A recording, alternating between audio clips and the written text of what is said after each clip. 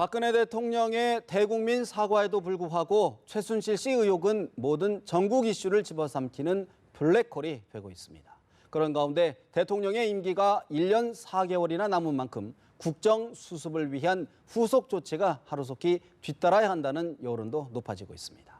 이상일 전 새누리당 의원, 박수현 전 더불어민주당 의원 두 분 모셨습니다. 어서 오십시오. 네, 안녕하십니까. 안녕하세요. 박근혜 대통령 대국민 사과에도 불구하고 전국 상황 더욱 악화되는 모습입니다. 위기의 새누리당 김재원 청와대 정무수석을 참석시킨 가운데 긴급 최고위원을 열었는데 청와대와 내각의 대폭적인 인적 쇄신을 촉구했습니다. 이정현 대표 이야기 들어봅니다. 대통령께서 청와대와 정부 내각에 대폭적인 인적 쇄신을 해줄 것을 요청한다는 데 의견을 모았습니다. 검찰이 수사 중인 사건에 대해서는 검찰이 철저하게 수사하고 부족하거나 국민이 납득할 수 없는 점이 있다면 별도의 조치를 위해서도 노력해야 한다는 데 의견을 같이 했습니다. 정무수석을 통해서 전달했습니다. 마지막으로 당대표인 저는 오늘부터 당사에서 사태 수습을 지휘할 것입니다. 새누리당 이정현 대표, 이번 사태에 직접 간접적으로 책임 있는 사람들 예외 없이 교체해야 한다. 검찰 수사 부족하면 별도의 조치로 노력해야 한다고 촉구를 했습니다. 이 의원님, 네. 지금 이번 사태, 새누리당의 이번 요구로 어떤 해결의 실마리를 찾을 수 있을까요? 네, 먼저 정말로 오늘 이 자리에 나오고 싶지 않았습니다. 너무나 참담하고 부끄럽고 국민 여러분께 새누리당 당원으로서 너무나 송구하다는 다른 말씀 드리고 싶고요. 오늘 새누리당이 최고위원회의를 열고 정말 전면적인 인적 쇄신 조치를 청와대에 요청을 했는데 뭐 그런 인식은 아주 맞다고 봅니다. 아주 심각한 상황이라는 걸 인식했기 때문에. 그런데 정말 국민들이 이 정도면 정신을 차렸구나 생각이 들 정도의 조치가 필요하다고 봅니다. 정말로 당의 존립위기, 이 정말 정권의 존립위기를 맡고 있는 초유의 비상사태이기 때문에 정말 비상대책이 강구돼야 된다고 생각합니다. 그래서 청와대의 그동안에 진언도 제대로 못했고 또 최순실 씨가 국정을 농단한 이 낌새도 차리지 못한 비서실장을 비롯한 수석 비서관 또 관련된 비서관 행정관 모두 경질을 해야 될 것 같고요. 예. 우리 당도 책임이 큽니다. 저는 이 자리에서 최순실 씨와 청와대 정부가 아무 상관이 없다고 주장을 하면서 왜 국감 때 최순실 씨 증인 채택을 못하느냐 부끄럽다는 이야기까지 했었는데 우리 당이 그런 일을 했습니다. 그래서 지금 오늘 이정현 대표가 당사에 앞으로 남아서 사태가 수습될 때까지 지휘를 하시겠다고 했지만 저는 이 정도 인식까지는 안 된다고 봅니다. 그래서 우리 이정현 대표를 비롯한 지도부가 사퇴를 하고 비상대책위가 꾸려져야 된다고 봅니다. 그 정도로? 그래서 정말 국민들이 깜짝 놀랄 만한 조치들이 동시다발적으로 이루어져야 된다고 봅니다. 그리고 내각에 대한 변화도 필요하다고 봅니다. 지금 황교안 총리가 과연 이 내각을 제대로 잘 이끌어 왔는지 심각한 성찰이 필요하고 일부 무능한 장관도 교체를 해서 이게 시간이 좀 걸리겠죠. 또 새로운 인물을 찾다 보면. 그래서 이제 중요한 건 그런 인적 쇄신이 필요하다. 이런 이제 인식이 있다면 어떤 인물로 채울 건가. 이것도 중요합니다. 그래서 정말 신망을 받고 능력 있는 인물들이 채워져야 된다고 보고 또 하나는 우리 정진석 원내대표 이야기했지만 최순실 씨 모녀를 최대한 빠른 시일 내에 송환을 해서 지금 검찰이 수사 중이니까 철저한 수사를 받도록 해야 되겠다 이런 생각이 듭니다. 청와대와 정부 여당의 인적 쇄신 필수 조건이지 충분 조건은 아니다라는 지적인데 이원종 비서실장, 황교안 총리도 자리에 연연하지 않겠다라는 입장을 밝혔는데 우리 박 의원님은 어떤 시각이신지요? 우선 말씀드리기 전에 우리 이상일 의원님께서는 새누리당의 당원으로서 부끄럽다 이런 말씀하셨는데 이거는 뭐 여야의 문제가 아니라 야당 입장에서도 보면 정치인의 한 사람으로 정말 부끄러운 일이고 국민께 정치권이 전체 다 석고대죄를 해야 될 문제다 이런 생각을 갖고 있고 야당도 이것을 어떤 정치 공세나 어떤 야당의 지지율을 올리기 위한 이런 호기로 생각할 것이 아니라 정말 대한민국의 현재가 큰일이구나. 미래를 어떻게 할까라고 여야가 머리를 맞대고 이 문제를 해결하는데 정말 총력을 진심으로 기울여야 되겠다 이런 생각을 가지고 있습니다. 예. 지금 황교안 총리나 이원종 실장이 자리에 연연하지 않겠다. 참 한가한 소리들 하고 있습니다. 지금 그분들이 그런 이야기 할 때가 아닙니다. 이원종 실장 얼마 전에 국감에 나와서 그런 일이 의혹을 제기하는 의원들을 향해서 그건 봉건 시대에나 있을 만한 일이다라고 실소를 했습니다. 아니 그 밑에 그렇게 뿌리째 써가고 있는데 비서실장이 그것도 모르고 가서 그런 의혹을 제기하는 의원들을 상대로 그런 이야기를 할 수 있습니까? 네. 그러고도 그렇게 한가한 소리를 합니까?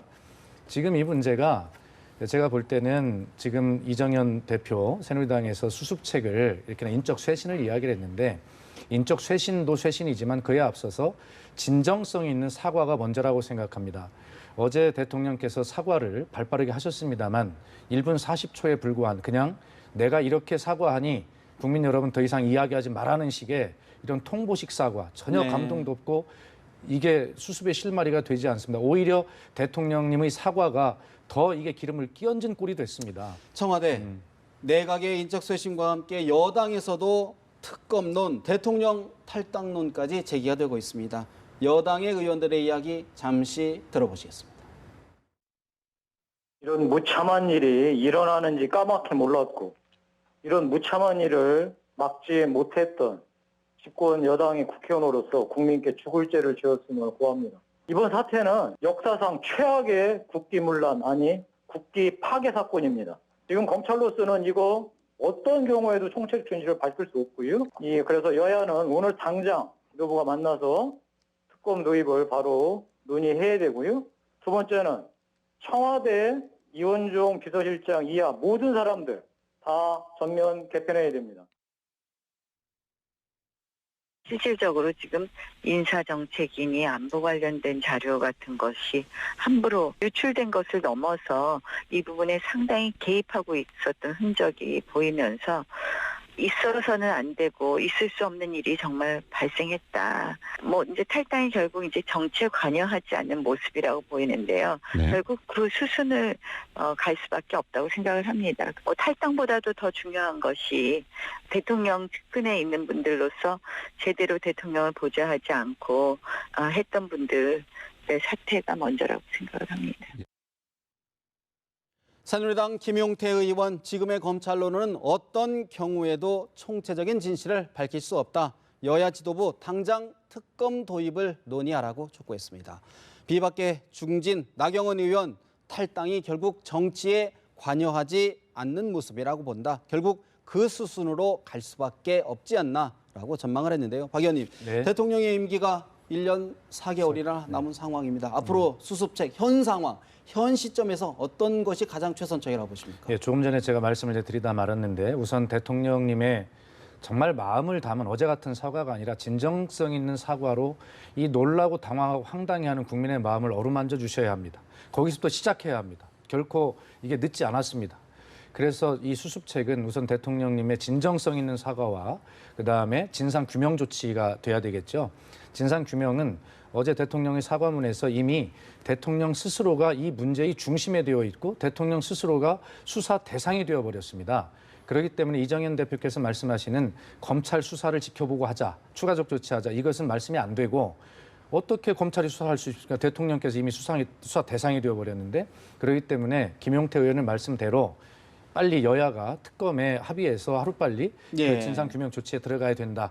그래서 다시 한번 정리하지만 대통령이 정말 진정성 있는 눈물 어리는 사과, 이것으로 국민의 마음을 위로하는 데부터 시작해야 된다. 이렇게 말씀드리겠습니다. 진정성 있는 사과와 함께 이미 이제는 특검을 도입할 시점이지 않나라고 얘기했는데 이 의원님, 네. 여권에서는 대통령의 탈당 요구도 조금씩 나오는 것 같습니다. 네, 탈당을 하셔야 된다는 그런 말씀을 하는 분들이 꽤 계신 것 같아요. 그러나 또 소위 비박계라고 분류되는 정병국 의원 같은 분은 탈당은 책임 정치를 회피하는 거기 때문에 바람직하지 않다는 이야기도 하고 그러는데 탈당에 담긴 의미는 이제 대통령께서 특정 정파의 대통령이 아닌 네. 국민의 대통령으로서 남은 임기를 잘 마무리하라는 그런 뜻으로 이해를 하고 싶고 책임 정치를 해야 되는 건 맞습니다. 그러나 대통령이 이제 특정 정파에 속함으로 인해서 생기는 여러 가지 갈등 이거는 더 이상 안 되겠다라는 그런 아마 뜻에서 탈당 이야기가 나오기 때문에 충분히 검토할 필요는 있겠다. 다만 네. 뭐 지금 국면을 전환하기 위해서 또 지금 지금 벌어진 일들이 어떤 일인지 잘 모르는 상황에서 심각한 의혹들이 제기되고 있는데 이거를 좀 덮기 위한 탈당으로 오해받아서는 안 된다고 보고 적절한 시점에 탈당하시는 게 맞겠다는 거고 지금 예. 현 시점에서는 저도 우리 박 의원님 말씀하셨지만 대통령께서 어제 너무 짧게 이야기를 하셨는데 국민들이 보기에 정말 이 피타고라스가 제자들한테 이런 이야기했습니다. 양심의 자기 검열을 요구를 했는데 정말 다시 한번 그동안에 있었던 일을 정말 진솔하게 말씀을 하시고 지금 어제는 어떻게 하겠다가 없습니다.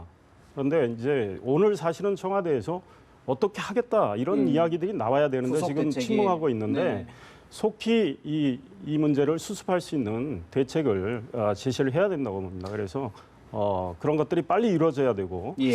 우리는 지금 새누리당 지도부가 오늘 검찰 수사를 지켜보고 미흡할 경우에 별도의 조치를 할 수 있다 그랬는데 이게 지리하게 또 끌고 가는 그런 현실적으로 그런 문제가 발생합니다. 그래서 지금 우병우 민정수석이 아직도 그 자리에 지키고 있는데 우병우 예. 수석이 보고받는 검찰 수사를 믿기가 어렵다는 게 지금 국민의 솔직한 심정입니다. 그래서 검찰이 기껏 수사를 했는데 또 미흡하다 해서 특검 가자, 국정조사하자 이런 이야기가 나오면 너무나 소모적이기 때문에 사실은 바로 여야가 네.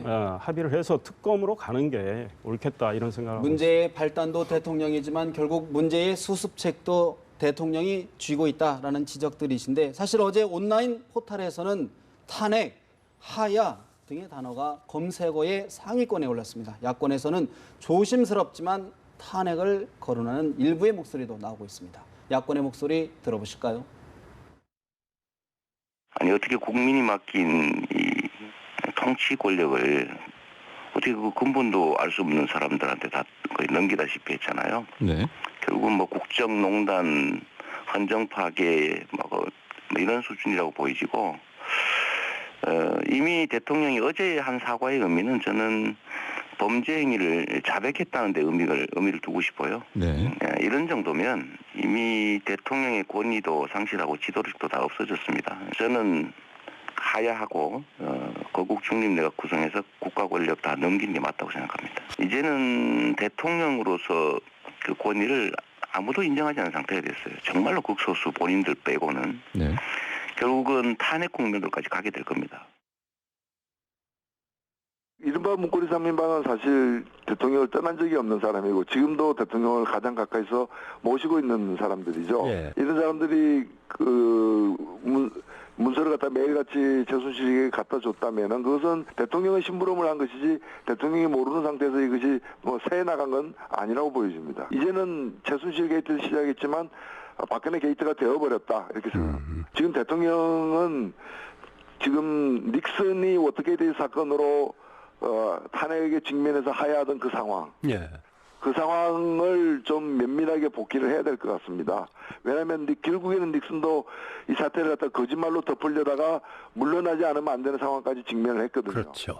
네, 지금 대통령이 딱 그 상황에 직면해 있다고 봅니다. 이재명 성남시장 국정농단 헌정 파괴의 수준이다. 거국 중립내각을 구성해야 된다. 결국 탄핵 국면으로 갈 것이다 라고 주장을 했습니다. 정의당 노회찬 의원 미국 워터게이트 때 닉슨 대통령도 거짓말로 덮으려다 물러났다. 지금이 딱 그런 상황이라고 지적을 했습니다. 박 의원님, 네. 사실 야권 노무현 전 대통령에 대한 탄핵 사건에 대한 교훈이 남아있기 때문에 좀 조심스러운 측면이 있는데 어떻게 전망하십니까? 예, 당연히 뭐 그런 교훈 때문에 조심스러운 측면도 있고 꼭 그렇다기보다는 지금 나라의 상황이 너무 엄중합니다. 대통령 임기가 1년 4개월 남았고요. 지금 경제 위기, 안보 위기, 그다음 안전 위기, 모든 총체적인 대한민국의 위기이고 이것이 아주 그 분할점이 될 것 같은데 이 시점에 지금 대통령은 이미 사실 아까 이재명 시장은 권위 상실이라고 했습니다만 통치 불능 상태에 빠진 것이 맞습니다. 그러나 저는 바로 그 탄핵을 뭐 이야기하는 것보다는 대통령께 한 번의 기회를 더 드리는 것이 맞다 이렇게 봅니다. 네. 어제의 진정성 없는 사과가 아니라 다시 한번 강조하지만 국민께 석고되지 않은 마음으로 모든 것을 다 털어놓고 고백해야 합니다. 그럼 우리 국민들은 선하신 분들이기 때문에 용서하고 기회를 주실 그런 국민들이시거든요. 지금 박근혜 대통령이 딱 한 번 남은 기회는 바로 이 사태 수습을 어떻게 하느냐 이것이 한 번 기회가 있는 것인데 이것을 하지 못하면 탄핵 국면으로 가는 것을 누구도 막을 수가 없다는 데 동의합니다. 그러나 더불어민주당은 분명히 입장을 밝혔습니다만 이것이 국가를 생각한다면 지금 대통령을 바로 거르거나 하는 것이 맞는가라고 하는 것에 대해서 아주 신중한 입장을 가지고 있다는 말씀을 드리고 그러나 지금 대통령께서는 국민은 이미 탄핵을 향한 비등점을 향해서 네. 치닫고 있다 민심은 이걸 명심하셔야 되고 어제 밤새 내내 탄핵 이 용어가 우리 포털 검색어 1위를 내내 밤새도록 지키고 있다라고 하는 것을 명심해야 합니다. 대통령께 마지막 한 번의 기회가 있습니다. 대통령이 쥐고 있는 카드가 많지 않다라는 뼈아픈 지적인데 의원님 어떻게 보십니까? 국민들이 뭐 얼마나 정말 참담하면 탄핵하야라는 단어가 나왔겠습니까? 그런데 이제 현실적으로 뭐 하야 아마 이재명 성남시장 또 노회찬 의원 뭐 본인의 이제 기분대로 말씀하신 것 같은데 하야가 이루어지면 60일 이내에 대통령 선거를 해야 됩니다. 네. 우리가 그 준비가 돼 있질 않잖아요. 그다음 탄핵도 그렇습니다. 탄핵 발의안은 국회 제적의원 과반수가 해야 되고 또 찬성은 3분의 2가 해야 되고 또 그리고 나서 헌법재판소에 탄핵 심판이 있습니다. 시간이 엄청 걸리고 그런 과정에서 굉장히 불필요한 이 소모전이 벌어지고 국민들은 더 피곤해지고 이 국정은 표류하는 이런 문제가 현실적으로 발생하는 상황입니다. 그래서 제가 아까 말씀드렸지만 청와대가 오늘 어떤 조치를 하겠다는 걸 기대했지만 아직 안 나왔지만 네. 많은 아마 고민을 할 거고 이 민심의 심각성을 지금 인식하고 있을 테니까 또 여당에서도 많은 주문을 했고 그래서 정말 동시다발적인 철저한 조치 네. 이게 먼저 선행이 선행이 돼야 돼야 된다. 이 생각이 듭니다. 사실 그런데 이제 문제는 어제 대통령의 사과에도 불구하고 계속해서 의혹들이 꼬리에 꼬리를 물고 있습니다. 이 의원님 사실 지금 네. 뭐 연설문 수정 외에도 외교 문서, 안보 기밀 문서도 뭐 봤다 이런 네, 얘기가 네. 나오지 않습니까? 어떻게 해야 될까요? 그렇습니다. 지금 뭐 각 언론 보도에 따르면 저희들이 셀 수 없을 정도로 많은 문건들이 유출이 됐고 또 최순실 씨가 국정 전반에 지금 관여하고 개입한 이런 흔적들이 나오는 상황이고 대통령이 어제 말씀은 하셨지만 이 청와대 보좌 체제가 완비된 후에는 연설과 홍보물 관련해서 표현 등의 의견을 들었다고 하셨는데 지금은 사실 그 이상의 것들이 나오고 있고 네네. 또 보좌 체제가 완비된 시점이 언제인지는 말씀을 안 하셨지만 이제 그 소위 컴퓨터에 들어있는 거로 보면 한 1년 정도. 네네네. 사실 청와대 보좌 체제가 1년 동안 준비가 된다는 것도 잘 이해가 안 되지만 지금 작년 10월에 미르 재단이 설립이 됐습니다. 그리고 올 1월에 K스포츠 재단이 설립이 됐습니다. 그리고 미르 재단, K스포츠 재단에 최순실 씨와 그와 가까운 사람들이 좌지우지한 흔적들이 너무나 많이 나타나고 네. 있어요. 그래서 국정에 관여한 상황은 지금까지도 현재 진행형으로 이루어지고 있는 거 아니냐 이렇게 의심할 수밖에 없거든요. 그래서 예. 이 문제는 결국은 뭐 지금 검찰이 수사 중이지만 검찰 수사든 특검이든 이게 밝혀져야 되겠지만 어제 그 상황 인식은 너무나 안이했고 그래서 예. 우리가 이 문제를 정말로 있는 그대로 밝히는 이 노력 이게 정말 필요하겠다 이 생각. 박 대통령이 어제 인사 관련, 안보 관련 문건을 사실상 유출했다라고 사실상 신을 했는데 네. 이거에 대한 적법성 논란도 사실 있거든요. 어떻게 예. 보십니까? 일단 이것이 뭐 대통령 기록물 관리법 위반이냐 아니냐 뭐 법적 논리가 지금 중요한 것이 아닙니다. 결과적으로 대통령 기록물 관리법 위반이라고 하는 것은 초안이냐 아니면 대통령의 재가가 이루어진 것을 받느냐 이런 싸움인데 우리 국민은 이미 대통령 기록물이 관리법 위반이 됐다고 보는 것입니다. 예. 그렇기 때문에 그런 법 논리를 가지고 지금 따질 때가 아니고 그건 국민에 대한 예의가 아닙니다. 정말 이 최순실 씨가 누구이길래 이화여대 딸을 위해서 고등학교 학교 다니던 고등학교를 주물렀고 대학을 주물르고 그 다음에 자신 딸과 관련된 문체부 국장 과장을 경질하는 정부를 주물렀고 결과 나아가서 청와대까지 주물렀습니다. 이런 국정농단, 이것은 국정농단을 넘어서 이미 헌정 질서의 파괴라고까지 이야기하고 있는데 예. 어떻게 나라가 이렇게 돌아가도록 우리가 몰랐는가. 정말 안철수 전 대표가 이게 나라냐라고 강하게 말씀하시는 것에 공감이 가는 문제죠. 그래서 이런 문제가 앞으로 더구나 대통령께서 본인이 시인함으로써 자기가 수사 대상의 중심에 서 있기 때문에 이 문제의 적법성 여부, 수사 여부 이런 것들에 영향을 미치지 않도록 대통령은 성역이 없이 수사하라라고 예. 하는 지시를 분명히 하셔야 되고 사실 어제 그 사과문이 사실은 제가 잠깐 동안 연설문과 홍보만 이 사람에게 의존했습니다라고 하는 것까지만 수사하라라고 하는 가이드라인으로도 볼 수도 있어요. 그렇기 때문에 이 문제는 다시 정리하지만 성역 없는 수사, 특검에 네. 의한 수사 이런 것들이 반드시 이루어지는 게 먼저다. 이번 생각합니다. 사태 박근혜 대통령이 비선 실세를 두었다는 것도 문제지만 과연 최순실이라는 사람의 정체가 무엇이냐? 왜 이 사람에게 대통령이 이렇게 의지를 했느냐? 이 부분도 국민들이 공부를 삼고 있는 것 같은데 추미애 대표, 박지원 비대위원장의 이야기를 잠시 들어보시겠습니다. 온 대한민국이 패닉에 빠져 있습니다.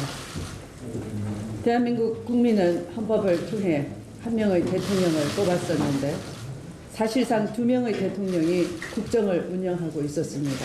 인사와 국가안보, 경제 사안에 이르기까지 국정 전반에 걸쳐서 임기 내내 개입한 정황이 속속 드러나고 있습니다. 국기문란을 넘어 국정 운영 시스템을 붕괴시킨 이 참사는 대통령이 불러일으킨 인재입니다. 국정을 좌지우지 농단한 청와대 참모진을 전면 교체해야 합니다. 최순실 게이트에 대한 전모를 특검을 통해 낱낱이 밝혀내야 합니다. 국민이 뽑은 대통령이 최순실 씨 지시를 받고 있다는 사실에 큰 실망과 상처를 느꼈습니다. 최순실 대통령, 박근혜 부통령이라는 말까지 시중에는 나오고 있습니다. 지금 상황은 박근혜 대통령께서 최태민, 최순실의 사교에 씌워서 이런 일을 했다라고밖에 볼 수 없습니다. 어제 인터넷 검색어 1위는 탄핵이었습니다. 이것이 지금 국민의 솔직한 여론입니다. 탈당, 관련자들에 대한 법적 조치, 대통령께서 하실 수 있는 일은 다 하셔야 합니다. 더불어민주당 추미애 대표, 국기문란을 넘어 국정운영 시스템의 붕괴다. 박지원 비대위원장, 우리 국민 지금까지 최순실 정권에 살고 있었던 것 아니냐. 최태민, 최순실 사교에 씌였다라고 지적을 했습니다. 의원님, 네. 박 대통령 어제 대국민 사회에서 사과에서 최 씨와의 오랜 인연을 인정을 했는데 네.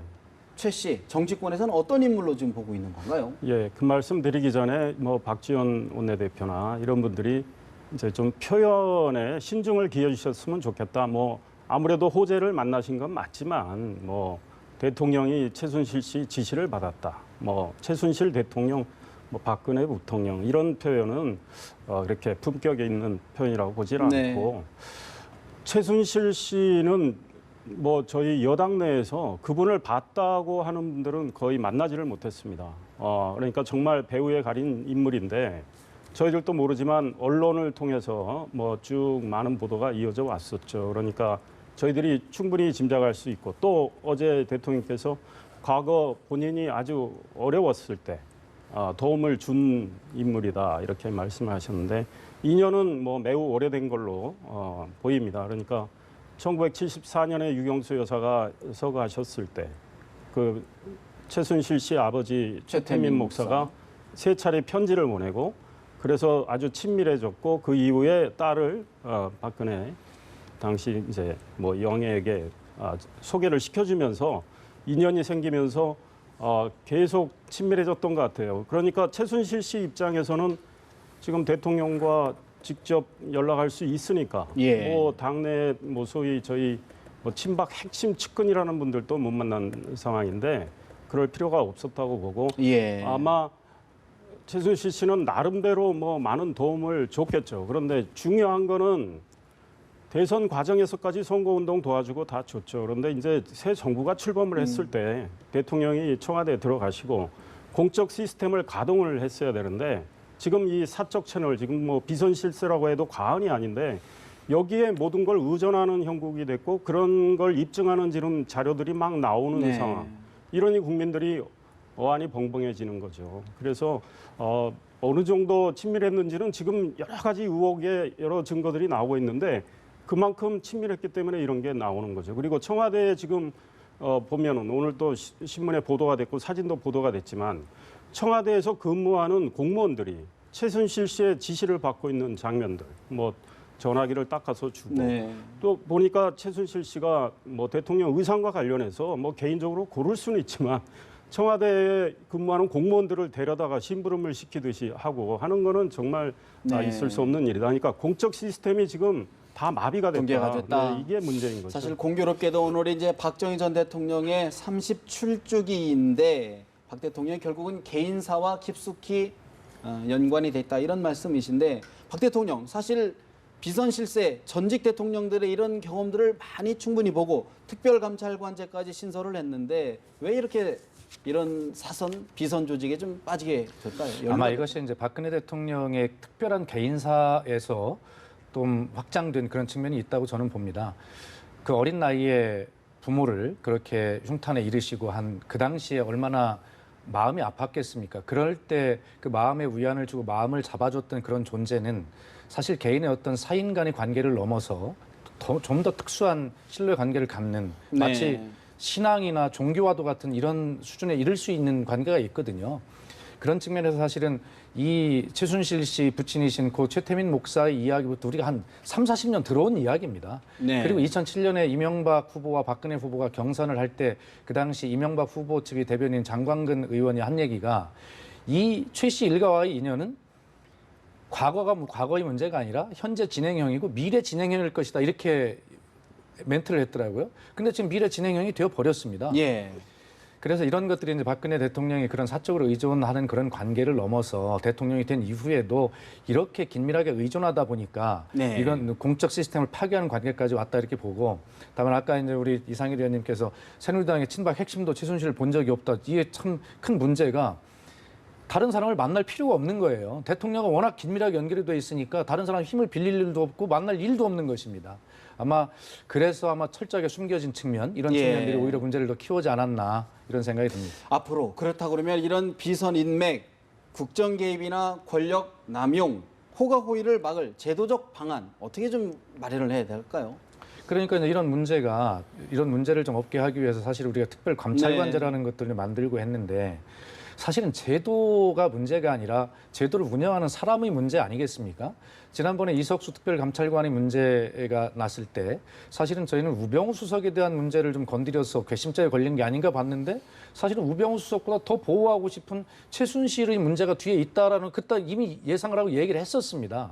근데 결과적으로 맞은 것이죠.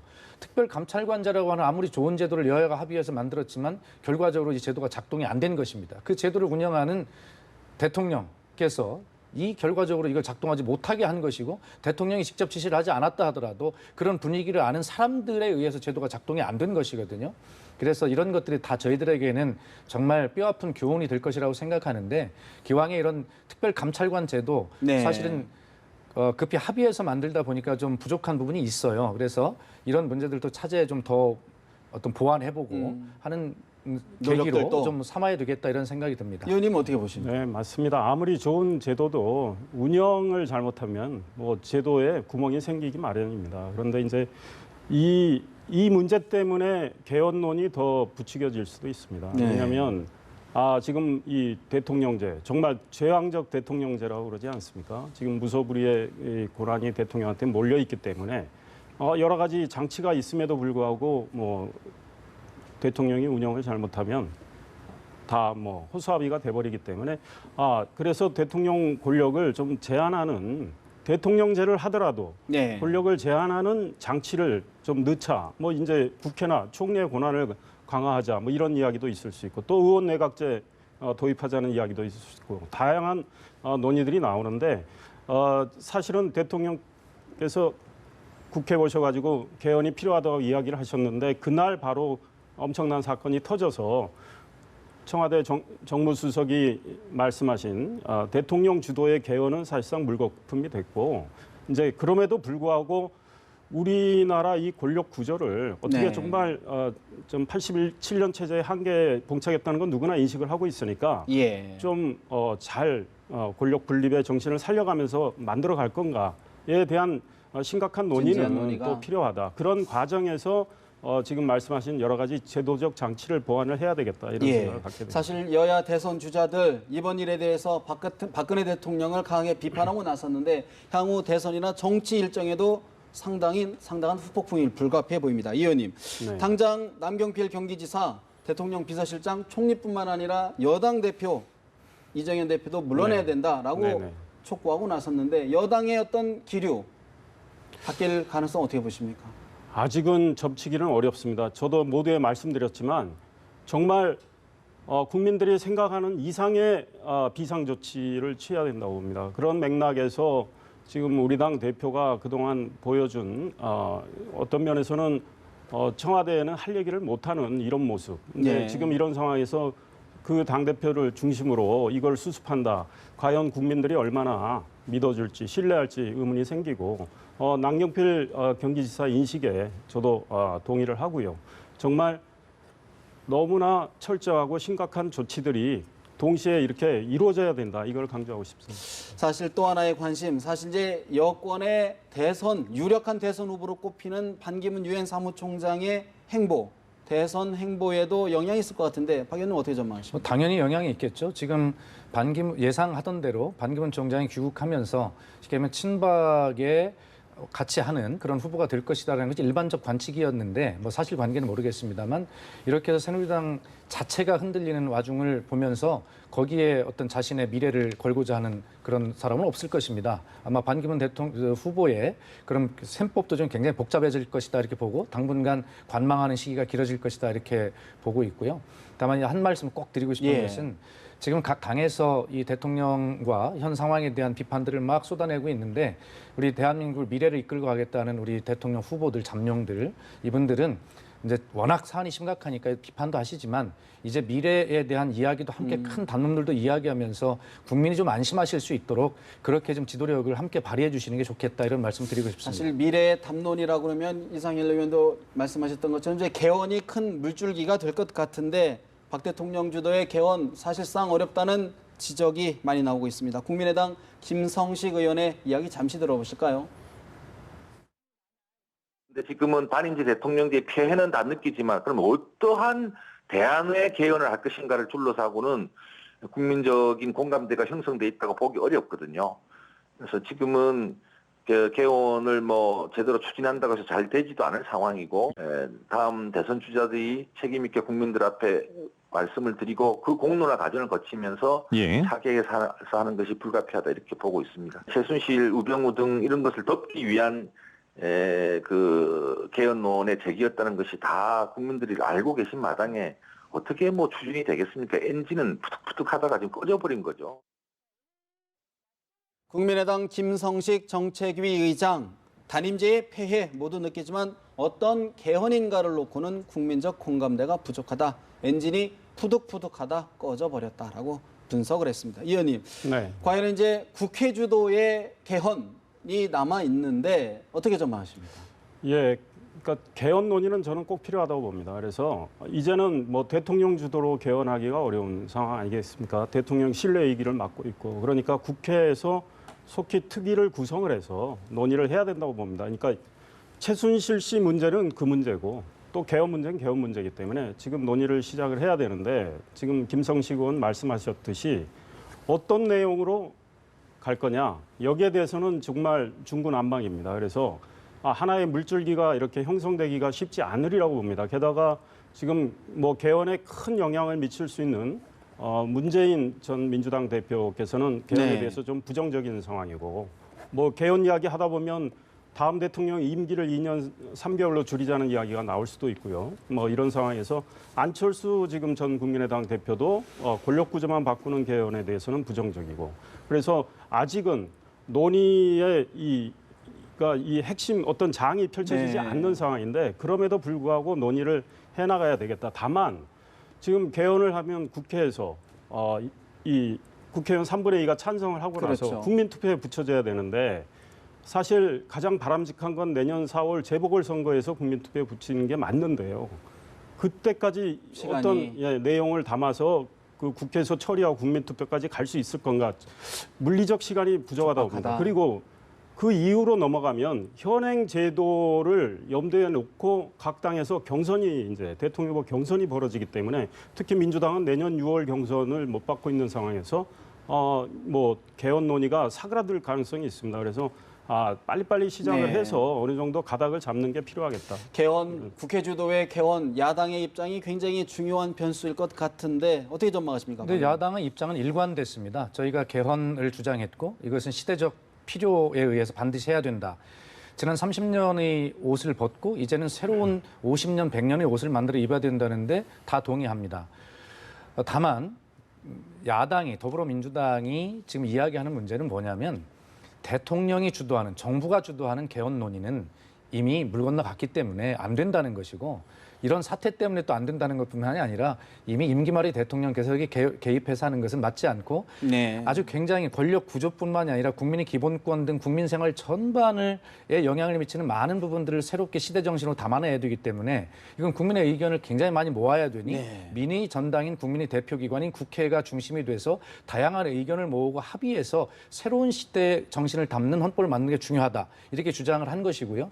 그래서 뭐 저는 개인적으로 그런 생각은 갖습니다. 이것이 권력구조 개편에만 몰입하는 그런 개헌은 절대 안 되는 것이고요. 그래서 이것을 하다 보면 시간이 굉장히 오래 걸리기 때문에 이 문제는 좀 긴 텀으로 봤으면 좋겠다. 멀리 보자. 그래서 2027년 정도면 그 서로 임기를, 대통령도 국회의원 임기를 단축하지 아니하고 맞거든요. 2027년이면 앞으로 10년이 남았는데요. 그렇습니다. 그렇게 되는데, 다만 그렇게 되면 지금의 정치적 이해관계 당사자들이 적용되는 헌법이 아니기 때문에 합의가 쉽게 될 수 있어요. 그래 합의는 빨리 사회적 합의를 이루어 놓고 이 새 헌법이 적용되는 시기를 그렇게 못을 받고 합의를 하면 충분하게 더 많은 논의를 할 수 있겠다. 이런 개인적 견해를 가지고 있고, 다만 뭐 대통령 후보들이 공약을 하고 한번 해보자라고 하는 거 안 지켜졌거든요. 그런 것들을 강제하기 위해서 저는 하나의 아이디어로 이런 개헌의 절차를 담은 절차법, 특별법 형태로 그걸 한번 만들어가지고 합의를 하면 강제할 수 있다. 개헌을 강제할 수 있는 법도 필요하다. 그렇게 한번 생각을 해봤습니다. 지금 국회의원 임기하고 대통령 임기가 20년에 한 번씩 일치하기 때문에 이제 우리 박 의원님처럼 주장하시는 분들이 계시고요. 충분히 검토할 필요는 있습니다. 그리고 개헌이라는 건 한 번 하면 바꾸기 어렵습니다. 그러니까 온포인트 개헌, 소위 권력 구조만 바꾸는 개헌을 하기보다는 정말 모든 문제를 담아내는 개헌이 필요하다. 그러기 위해서는 지금부터 논의를 해서 가능한 한 빨리 가닥을 할 필요는 있지만, 굳이 내년에 뭐 이거 선거를 의식해서 갈 필요는 현실적으로도 어렵고 쉽지는 않겠다, 이런 생각이 듭니다. 그래서. 알겠습니다. 안보가 위기 상황입니다. 경제도 어렵습니다. 최순실 블랙홀, 국정 운영이 블랙홀까지 장기화되지 않을까, 국민들의 우려가 높아지고 있습니다. 정치권의 집중력 기대해 봅니다. 두 말씀 여기서 줄여야 될 것 같습니다. 말씀 고맙습니다.